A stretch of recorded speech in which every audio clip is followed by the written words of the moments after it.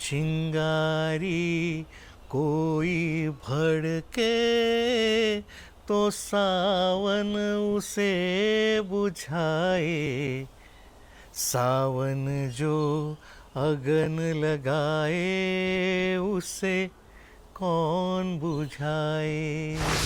काय परिस्थिती आहे मित्रांनो, विचार करा की जर कुठे आग लागली तर पाऊस ती आग विझवतो हा मनात विश्वास आहे.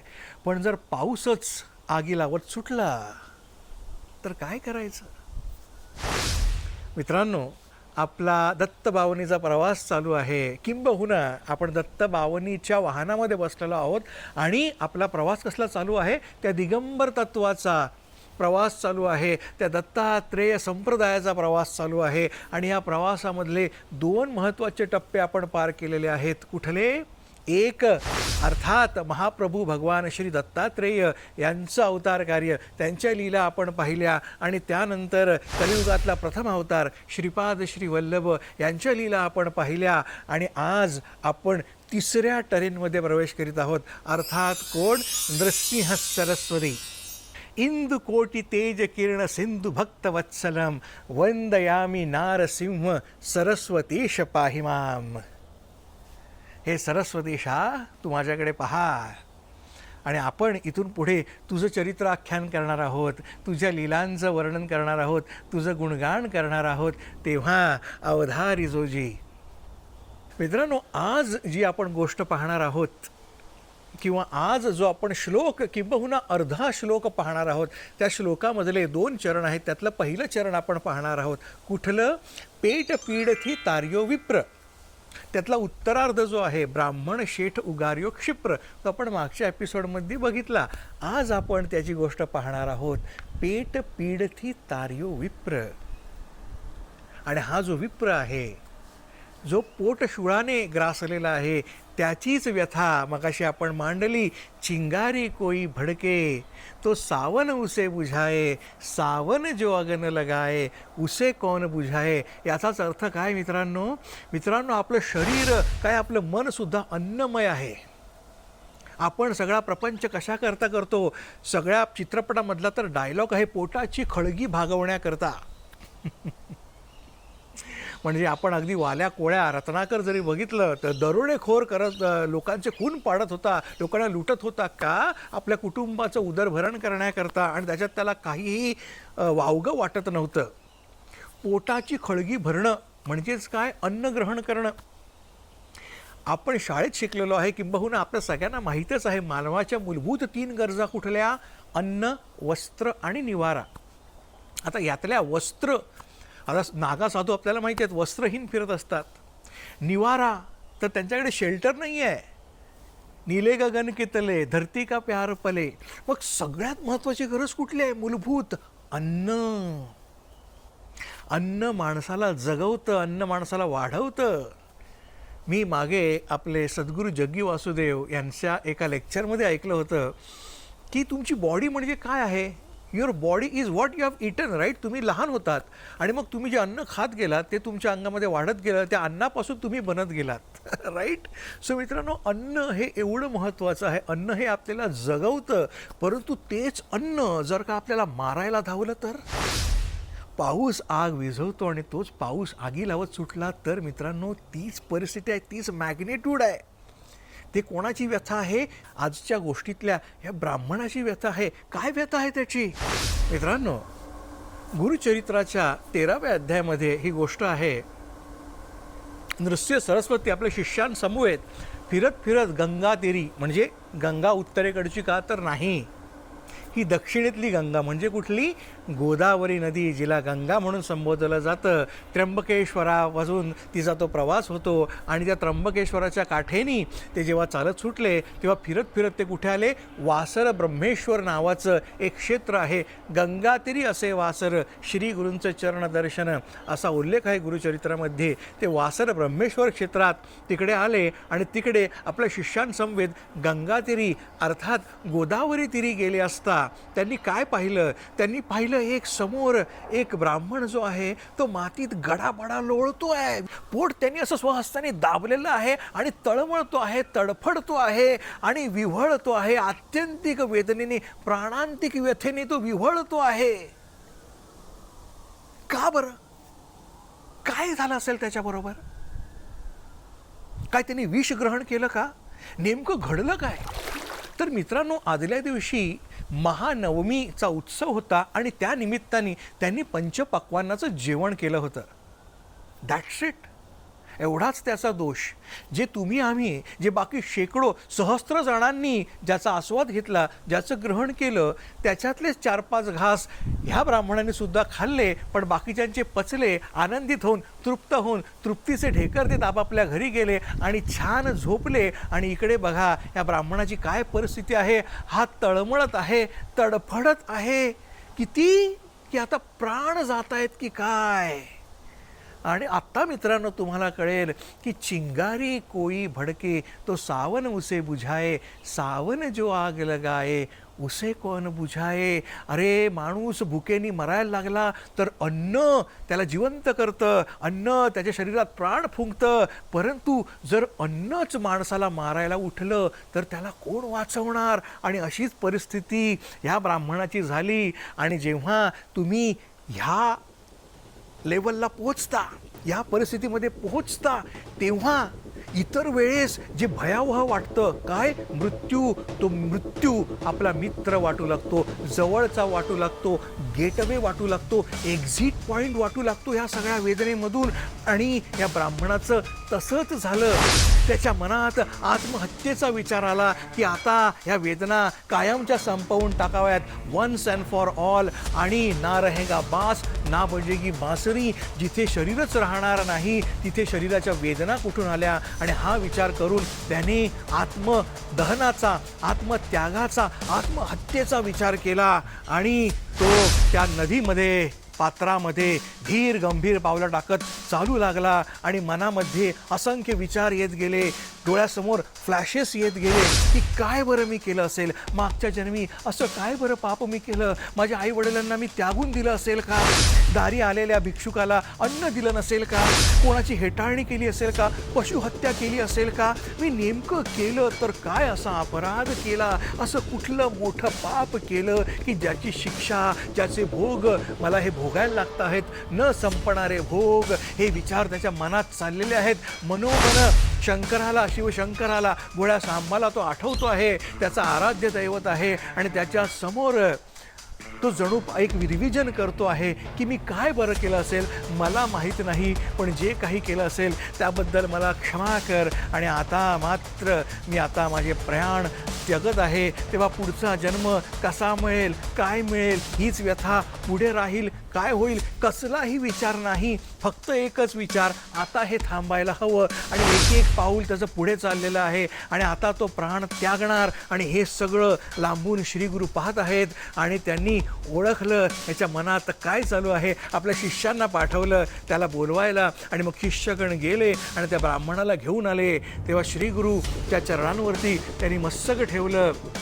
आणि श्रीगुरूंनी त्याला विचारलं, काय रे, काय चाललंय तुझं, what are you thinking about, काय मनात विचार चाललाय तुझ्या. आणि तेव्हा त्याने सांगितलं की अन्नच माझा वैरी झालं आहे, तर आता मी काय करू, आता प्राण त्यजीन असं म्हणतो. तेव्हा श्रीगुरू म्हणाले, अरे आता तुझ्या सगळ्या चिंता संपलेल्या आहेत, काळजीचं कारण नाही, तुझी व्याधी आत्ता ह्या क्षणापासून हरलेली आहे, दूर झालेली आहे, आता निश्चिंत हो. आणि त्या ब्राह्मणाला कळेना असं कसं व्याधी झाली, गेली, निश्चिंत हो वगैरे वगैरे, त्यांना काही कळायला मार्ग नाही. He couldn't think straight at that moment. पण काहीतरी प्रॉमिसिंग मनात वाटत होतं, काहीतरी ऐकून आनंद वाटत होता. अरे ह्या सगळ्या आजूबाजूच्या बिकट परिस्थितीमध्ये, in all the odds there is a hope, someone is talking so positive. आणि नुसतं त्या बोलण्याने सुद्धा त्याच्या मनातल्या त्या वेदनेला फुंकर घातल्यासारखी झाली. आणि त्याची उदराची व्यथा जी आहे ती त्या क्षणी थांबली नुसत्या गुरूंच्या शब्दांनी. आणि मग आता काय, आता काय, आता पुढे गुरुचरित्र, गुरूंचे ते ओठ हलण्याची वार्ता तो बघतो आहे, त्याची वाट पाहतो आहे. आणि गुरूंनी काय केलं, तिकडे अजून एक ब्राह्मण जो आहे पर्यायाने, तो त्या गावचा एक अधिकारी निघाला. त्या गावचा अधिकारी म्हणजे त्या गावामध्ये एका यवनाचं शासन होतं आणि त्या यवनाकडे प्रमुख कारभार पाहण्याकरता ॲडमिनिस्ट्रेटर असं आपण म्हणूया, हा जो होता तो ब्राह्मण जो होता, आणि तो सुद्धा त्या ठिकाणी गंगेमध्ये स्नान अर्थात गोदावरीमध्ये स्नान करण्यासाठी तिकडे आला होता. आणि तो चालला होता तेव्हा श्री गुरूंनी त्याला बोलावून घेतलं आणि श्री गुरूंची ती प्रसन्न मूर्ती पाहून तो ब्राह्मण जो आहे तोही अत्यंत आनंदित झाला, प्रसन्न झाला. त्यांनी श्री गुरूंना अर्थात नृसिंह सरस्वती स्वामींना त्यांचं चरणवंदन केलं. आणि मग श्री गुरूंनी त्यांना विचारलं, अरे कोण तू, तुझी ओळख सांग. तेव्हा त्यांनी सांगितलं, माझं नाव सायनदेव. आता मित्रांनो, गमतीची गोष्ट अशी आहे की ज्यांनी हे गुरुचरित्र लिहिलं, हा काय संवाद आहे दोघांमधला, कोण, सिद्धमुनी आणि नामधारक. तर ज्यांनी हे गुरुचरित्र लिहिलं तेच नामधारक सरस्वती गंगाधर जे आहेत ते सायनदेवाच्या वंशावळीतले, सायनदेवाची कदाचित 4th 5th जनरेशन असेल, त्याच्यामधले हे सरस्वती गंगाधर नामधारक ज्यांनी हे गुरुचरित्र लिहिलं. हा एक योगायोगच म्हणावा. तर हे जे सायनदेव आहेत त्यांनी आपली ओळख करून दिली की कडगंची मी गावामध्ये राहतो, पण ह्या ठिकाणी वासर या ठिकाणी मी आता निवास करून आहे, कारण हे माझी कर्मभूमी आहे, इथे मी काम करतो एका यवनाकडे. असं सांगितल्यानंतर श्री गुरु त्याला म्हणाले की अरे, हा जो ब्राह्मण आहे हा उदरव्यथेनी, हा जठरव्यथेनी पीडित आहे आणि ह्याला मी एक उपाय सांगितलेला आहे आणि त्या उपाय करण्याकरता तुझी मदत हवी आहे. तो म्हणाला, सांगा श्री गुरु, मी काय करू. तेव्हा गुरु म्हणाले की तू ह्याला आपल्या घरी घेऊन जा आणि ह्याला पंचपक्वान्नाचं भोजन खाऊ घाल. आता हे ऐकल्यानंतर तो सायनदेव जो आहे, आता तो शिक्षित होता, गावचा तिकडचा अधिकारी होता, त्याच्यामुळे सारासार विचार करण्याची त्याची बुद्धी होती, सत्सद्विवेक बुद्धी होती, निरक्षर विवेक त्याला करता येत होता. त्याच्यामुळे तो म्हणाला, ये क्या अजीब बवाल है भाई, पंचपक्वान्नाचं भोजन केलं आहे म्हणून हा मरायला टेकलेला आहे, मरणासन्न झालेला आहे, आणि ह्याला उपाय म्हणून हे श्री गुरु मला काय सांगत आहेत की ह्याला तुझ्याकडे घेऊन जा आणि ह्याला जेवू घाल, पंचपक्वान्नाचं भोजन, चांगलं दूध बीध, मस्त दुधाचे पदार्थ करून खाऊ घाल, त्याला शाक भाज्या घाल, कडधान्य घाला, मस्त त्याला जेवू खाऊ द्या. तो म्हणाला, अरे बापरे, म्हणजे हे बरं आहे, म्हणजे मी ह्याला घेऊन जायचो, ह्याला खाऊ घालायचो आणि हा तिकडे मेला म्हणजे मी अडकायचो, माझ्या माथी यायचं, मर्डरची केस लागायची माझ्यावर 302. मीच गावचा अधिकारी आणि माझ्यावरच केस लागायची आणि भलतंच काहीतरी होऊन घडायचं विपरीत. त्याच्यामुळे तो थोडा शंकित होता ॲब्सोल्युटली मनामध्ये. परंतु ॲट द सेम टाईम त्याला काहीतरी खूण पटली की हे जी समोरची व्यक्ती आहे ही दिव्य आहे, ते जे बोलते आहेत त्याच्यामध्ये उगाच शब्दांचे बुडबुडे नाही आहेत, त्याच्यामध्ये खोल काहीतरी दडलेलं आहे. आणि ही वॉन्टेड टू बिलीव्ह. तरीही सायनदेव जे आहेत ते सजग होते. त्यांनी श्री गुरूंना गळ घातली की मी अवश्य ह्याला घेऊन जाईन, परंतु माझी आपणाला एक विनंती आहे, आपण सुद्धा आज माझ्या घरी यावं. आणि श्री गुरु म्हणाले, ठीक आहे, येतो. आणि त्याप्रमाणे श्री गुरु आपल्या शिष्यांसमवेत जे आहेत ते सायनदेवाच्या घरी गेले. तिथे त्यात उभयतांनी, सायनदेवांनी आणि त्यांची पत्नी जाखाई यांनी श्री गुरूंचं आणि त्यांच्या सगळ्या भक्तांचं अत्यंत मनोभावे स्वागत केलं. छान रांगोळ्या काढलेल्या होत्या, छान सगळं डेकोरेशन केलेलं होतं. प्रथमतः दोघांनी अत्यंत मनोभावे षोडशोपचारे पाद्यपूजन केलेलं आहे श्री गुरूंचं. आणि मग पाद्यपूजन झाल्यानंतर त्यांच्या चरण, त्यांच्या मस्तकावरती आपलं डोकं टेकवलेलं आहे, त्यांची आरती ओवाळलेली आहे. आणि हे सगळं पूजा झाल्यानंतर मग त्यांना पंचपक्वान्नाचं जेवण वाढलं. आ हा हा हा हा हा, सगळ्या वेगवेगळ्या शाक भाज्या ती ठिकाणी केलेल्या होत्या, आमटी होती, दुधाचे गोड पदार्थ होते, वरण होता, भात होता, तुपाची धार होती. आणि आ हा हा हा, सगळ्यांनी तिकडे छान प्रकारे ते पंचपक्वान्नाचं भोजन ग्रहण केलं. सगळ्यांची नजर मात्र एकाचकडे होती, त्या जठरव्यथेच्या ब्राह्मणाकडे. आणि तो ब्राह्मण थरथरत होता की अरे, मी हा घास खाऊ का नको, घेऊ का नको. परंतु श्री गुरु बाजूला बसलेले आहेत आणि आता I got nothing to lose, नाहीतरी मी आत्महत्या करायला निघालेलो होतो, मरणारच होतो, तर हे घास खाऊन मरूया. But there is a chance. हे मोठे विभूती दिसत आहेत, त्यांच्यावरती विसंबून त्यांनी जेवणाला हात घातला आणि हा हा म्हणता तो जे खात सुटला ते खात सुटला. संपूर्ण पंचपक्वान्नाचं ताट त्यांनी फस्त केलं आणि मस्तपैकी ढेकर दिला. आणि काय उदराची व्यथा, जठराची व्यथा, पोटशूळ त्याचा कुठल्या कुठे निघून गेला, गायब झाला. जो माणूस 15 दिवसामागे, महिन्यामागे जेवत होता, इतर दिवशी फक्त फलाहार करत होता, एका पंधरवड्याला जेवण जेवला तरीही त्याला सोसत नव्हतं, महिन्याभरानंतर जेवलं तरी त्याला सोसत नव्हतं, तो माणूस आज या ठिकाणी एवढं पंचपक्वान्नाचं ताट खाल्ला, आदल्या दिवशी खाऊन झालं, आजही खाल्लं आणि तरीही सुस्थितीत होता. मनामधलं सगळं कल्मश निघून गेलं, धाकधूक निघून गेली, पोटाची व्यथा कुठल्या कुठे निघून गेली. मित्रांनो, कशामुळे? श्री गुरूंच्या कृपा आशीर्वादाने. पेट पीड थी तार्यो विप्र, पोटशुळाने त्रस्त झालेल्या विप्राला त्यांनी तारलं. कसं तारलं? अशा प्रकारे तारलं. जिवंतपणीच जो नरक यातना भोगत होता त्याला परत जिवंत झाल्यासारखं वाटलं, पुनर्जन्म झाल्यासारखा वाटला. नवे नवे त्याचा पुनर्जन्मच झाला श्री गुरूंच्या कृपाशीर्वादाने. पेट पीड थी तार्यो विप्र, ब्राह्मण शेठ उगार्यो क्षिप्र, करे केमना मारो वार, जो आणि गम एक जवार. अरे मग देवा, तू माझ्याच मदतीला का बरं धावत नाही आहेस? अरे एक वार तरी माझ्याकडे प्रेमाने पहा. अरे एक जवार, एकदाच फक्त माझ्याकडे प्रेमाने पहा. बघा काय सुंदर हाक मारलेली आहे, सप्रमाण हाक मारलेली आहे. तू त्या उदरव्यथेच्या ब्राह्मणाला पुनर्जन्मच दिलास. आणखी कोणाला पुनर्जन्म दिलास? तो जो ब्राह्मण शेठ आहे त्याला तर दरोडेखोरांनी मारलेलं होतं, त्याला तू पुनर्जीवित केलोस. अरे तू मृतांना जिवंत करतोस, मग मी तुला जिवंतपणी, माझं छोटंसं दुःख आहे रे. काय दुःख आहे? माझा विरह आहे तुझ्यापासून. या विरहामध्ये मी तळमळतो आहे. जसं त्या उदरव्यथेच्या त्या तळमळणाऱ्याची हाक ऐकलीस तशी मीसुद्धा तळमळतो आहे रे. माझी हाक ऐक आणि माझ्यासाठी एकदाच तू धावून ये आणि माझ्याकडे पहा. इतकं सुंदर मागणं रंगावधूत महाराजांनी मागितलेलं आहे. कोणाकडे? त्या श्री गुरु दत्तात्रेयांकडे. आ हा हा हा हा.